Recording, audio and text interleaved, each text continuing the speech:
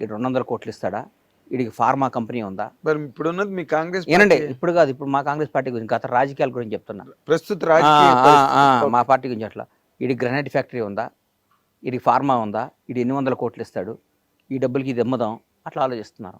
అట్లా ఆలోచించినప్పుడు కార్యకర్తకి ఎక్కడ న్యాయం జరిగింది? ఇక్కడ కార్యకర్త పార్టీ కోసం పిల్లని వదిలిపెట్టి అన్ని వ్యాపారాలు వదిలిపెట్టుకొని జెండా మోసి జై కాంగ్రెస్, జై కాంగ్రెస్, జై టీఆర్ఎస్, జై టీఆర్ఎస్, జై టీడీపీ, జై జనసేన అనే కార్యకర్తకి వాడు డబ్బు సంపాదించుకొని వాడు వ్యాపారం చేసి, వాడు వ్యవసాయం చేసి, వాడు వ్యాపారం చేస్తే వాడిని జెండా మోసి వాడు ఎవరు మోస్తారు? నువ్వు పిలుపునీయంగాల ధర్నాలు ఎవరు చేస్తారు? నువ్వు పిలుపునీయంగాల బంధువులు ఎవరు చేస్తారో? నువ్వు పిలుపునీయంగాల నీ మీటింగ్లకు వచ్చి జై ఎవరు కొడతారో? నీ జై కొట్టే అంటే వాడికి ఒక రోజు పోతుంది. వాడు సంవత్సరంలో ప్రతిపక్షంలో ఉన్నప్పుడు ఒక 50 రోజులు 60 రోజులు ఈ ధర్నాలు పనులు చేసి ఒక 50 రోజులు పండగలకు పోయి వాడు ఎక్కడ సంపాదిస్తాడు జీవితంలో? నిజమైన కార్యకర్త ఎక్కడ సంపాదిస్తాడు? చూడాలి కదా మనం. వాళ్ళని చూడకుండా వాళ్ళని ఈ గత గవర్నమెంట్లో ఈయన రియల్ ఎస్టేట్ చేసి 1000 కోట్లు సంపాదించాడు. ఆ స్కామ్ చేసి ఆ 1000 కోట్లని పార్టీ తీసుకుంటే ఇక 300 కోట్ల 400 కోట్ల డబ్బులు వస్తాయి. ఆ 400 కోట్లు మన పార్టీకి ఉపయోగపడతాయి అని ఆలోచించినప్పుడు రాజకీయం చేయడం ఎందుకన్నా? కరెక్ట్. నేనేం చెప్తున్నానంటే కార్యకర్తగా పుట్టడం తప్పు కాదు, మీరు కార్యకర్తగా చచ్చిపోవటం అంతే కదన్నా. పాపం మన కార్యకర్తగానే ఉండాలా?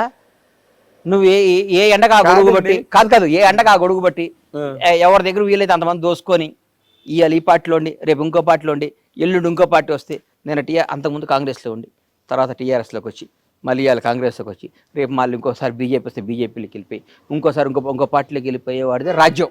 అవును, అదే ఇవాళ రాజ్యం అది. అంటే ఇప్పుడు ప్రస్తుతం నేను 7th క్లాస్ చదువుతున్నప్పుడు ముగిలిగిద్ద స్కూల్లో షాద్నగర్లో ఉన్నప్పుడు బయటకు వస్తే ఇందిరాగాంధీ చచ్చిపోయింది. ఆ రోజు నాకు గుండెల్లో పడిపోయింది, అయ్యో పాపం అమ్మని చంపేశారా అని. అప్పటి నుంచి నేను కాంగ్రెసే, ఉండకపోని అధికారంలో రాకపోని కాంగ్రెస్ అంటే ఇష్టం అని నాలాంటి అడిగి రాజకీయం పనికిరాదని ఫీల్ అవుతున్నాను నేను. కానీ మీరు బాగానే వ్యవహారకర్త కూడా, లౌక్యం లేకపోవడం, కుండబద్దలు కొట్టినట్టు మాట్లాడి ఇవన్నీ ఉండటంతో పాటు మీరు మంచి వ్యవహారకర్త. అంటే ఒక వ్యూహాన్ని కరెక్ట్ గా ఇంప్లిమెంట్ చేయలే, అవన్నీ ఉపయోగం లేదన్నా. దాన్ని డామినేట్ చేస్తుంది డబ్బు. ఇవ్వాలి మీ దగ్గర డబ్బు లేదండి? డబ్బున్నా కానీ డబ్బు అంటే ఇట్లా నేను 1000 కోట్లు నా దగ్గర లేవు, 1000 కోట్లు. ఇప్పుడు రాజకీయం సీటు కొనాలంటే 200 కోట్లు కావాలి. రాజకీయం డబ్బుతో అయిపోయిందండి, ముడిపోయిపోయింది. ఇలా పెరిగిపోయింది రాజకీయం. ఇంతకుముందు రాజకీయాలు కాదు, చంద్రబాబు నాయుడు గారు, రాజశేఖర రెడ్డి గారు రాజకీయాలు కాదు. అదే మీరు ఇందాక చెప్పినట్టు కాంగ్రెస్ పార్టీ ఆఫీసులో 30 ఏళ్ళుగా పనిచేస్తున్న అతన్ని తీసుకెళ్లి రాజ్యసభ ఇచ్చారు. ఆ రాజకీయం లేదు ఇప్పుడు. ఆ రాజకీయం ఎక్కడ ఉంది ఇప్పుడు? నిజం చెప్పండి. ఇప్పుడు లేదు. ఏ పార్టీలో ఉంది? ఏ పార్టీలో లేదు, ఏ రాష్ట్రంలోనూ కూడా లేదు. అంటే వాళ్ళని మనం తప్పుగా అనకూడదు. పార్టీ నడపాలంటే అది అవసరం. ఎగ్జాక్ట్లీ.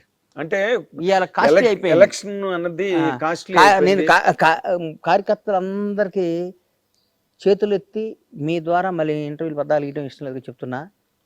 కార్యకర్త వాడిచ్చే 500 కోసం 1000 కోసం దానికోసం కాదు, పార్టీ కోసం పనిచేసిన కార్యకర్తలందరూ నాయకులు అవ్వాలి. నాయకులందరికీ పదవరాలను కోరుకునే బలమైన కార్యకర్త నేను. చాలా గ్రేట్, చాలా గ్రేట్. అంతే కదన్నా. పాపం ఇలాంటి ఆలోచనలు ఎవరికి ఉంటాయి? పాపం ఇలా విలేజెస్ ఉన్నారన్న, చాలా మంది చూస్తా. మా బూర్గుల షాద్నగర్ మా ఊరు చూస్తే టీఆర్ఎస్ వాళ్ళు కాంగ్రెస్ వాళ్ళు మాట్లాడుకోరు. ఇవాళ కూడా వాళ్ళిద్దరికి ఏ శత్రుత్వం ఉండదు, ఆస్తి తగాదు ఉండదు, కమ్యూనిటీ తగాదు ఉండదు, ఏ ప్రాబ్లం ఉండదు.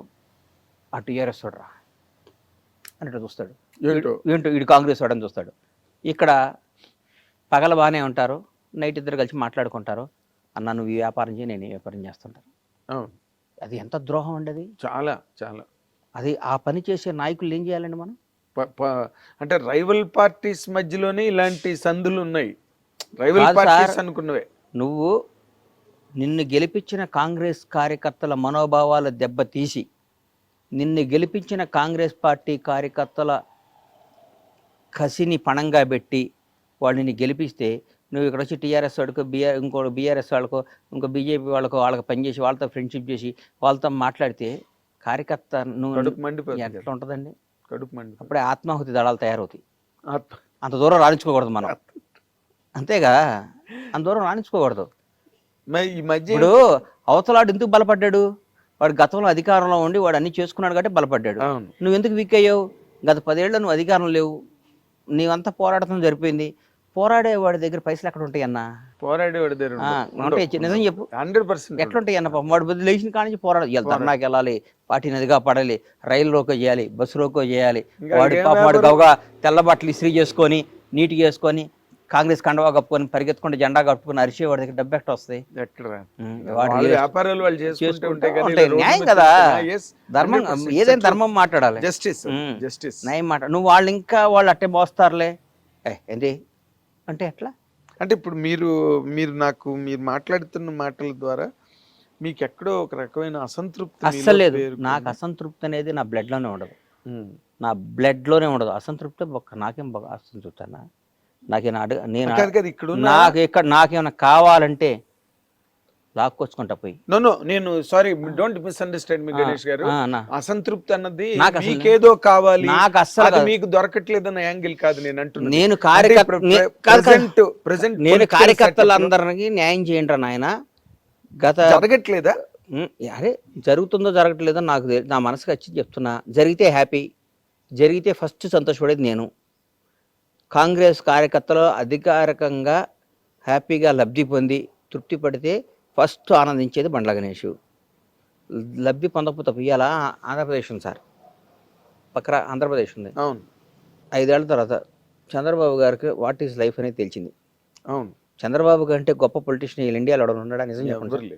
నిజం చెప్పండి. ఎవరు లేరు. అంత సీనియర్ వెటరన్ పాలిటీషియన్. నిజం చెప్పన్నా. ఇండియాలో మొత్తం 40 ఏళ్ల రాజకీయ పరిణామాలను చూసిన తొనకడో బెనకడో. అవును.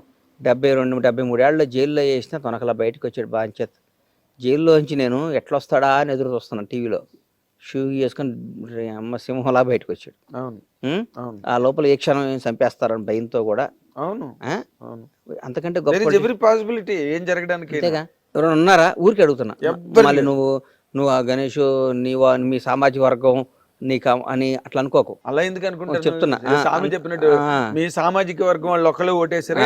బాగా చెప్పావు. అందుకని నాకు ఆ పార్టీ కాదు, నేను కాంగ్రెస్ పార్టీ వాడిని చెప్తున్నా. ఆయన ఈసారి వచ్చినాక గత ప్రభుత్వంలో ఉన్న ఆఫీసర్ల దగ్గర నుంచి పనిచేసిన కార్యకర్తల దగ్గర నుంచి ఎంత బాగా చేస్తున్నాడండి. అసలు వేరే లెవెల్ నెక్స్ట్ ఇట్లాంటి ఎంత బాగా చేస్తున్నాడు పని. అవును. బికాస్ ఆఫ్ అందరూ అంటున్నారు మీ సార్ కాదు, చంద్రబాబు గారు కాదు, లోకేష్ కూడా అంటున్నారు.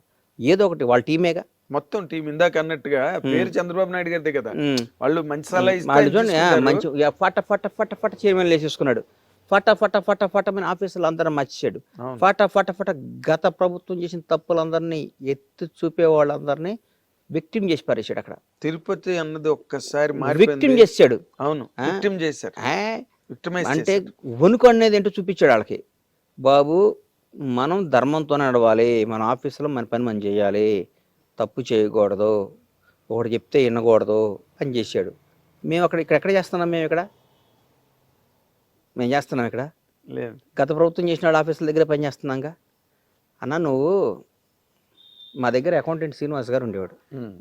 మా అకౌంటెంట్ శ్రీనివాస్ గారు ఒక 1 ఇయర్ దాదాపు 13 ఏళ్ళు పనిచేశాడు నా దగ్గర. నేను ప్రొడక్షన్ లేదు కదా శ్రీనివాస్ గారు, ఇక్కడ జాబ్ చేసుకోండి, మన సినిమా చేయట్లేదు కదా. పాపం ఆయన చాలా మంచోడు, బాగా చదువుకున్నాడు.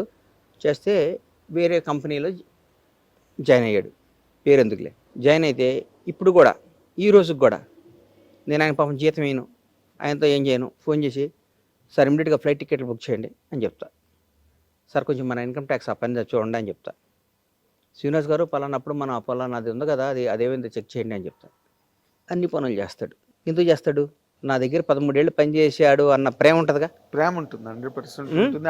ఆ టైంలో మీరు చూపించిన ఆదరణ. హిట్ టీవీ యాప్, ఇందులో short news, live news, entertainment shows, movies, digital magazines తో పాటు మీ జిల్లా వార్తలను కూడా ఫ్రీగా చూడొచ్చు. ఇంకెందుకు ఆలస్యం, వెంటనే హిట్ టీవీ యాప్ ని డౌన్లోడ్ చేసుకుని ఫ్రీగా ఎంటర్టైన్మెంట్ పొందండి. Hit TV app. Hit TV app. Please download hit TV app. Hit TV app ని ఫ్రీగా డౌన్లోడ్ చేసుకుని ఎంజాయ్ చేయండి. మీకు నచ్చిన ఎంటర్టైన్మెంట్ కోసం హిట్ టీవీ యాప్ ని ఫ్రీగా డౌన్లోడ్ చేసుకుని ఎంజాయ్ చేయండి. హిట్ టీవీ యాప్ ని డౌన్లోడ్ చేసుకుని ఆస్వాదించండి, ఆశీర్వదించండి. ఇంతమంది సెలబ్రిటీలు హిట్ టీవీ యాప్ ని డౌన్లోడ్ చేసుకోండి అని చెప్తున్నారంటే ఎంత మంచి యాప్ ఆలోచించండి. అమెరికా అమెరికాలో చదవాలనుకునే వాళ్ళకి విశ్వసనీయమైన పేరు మన శౌర్య కన్సల్టెన్సీ. UK లో 1 year masters, UK లో 1 year masters, 2 years work permit up to 5 years visa. Contact Saurya Consultancy. Contact 89851 89851.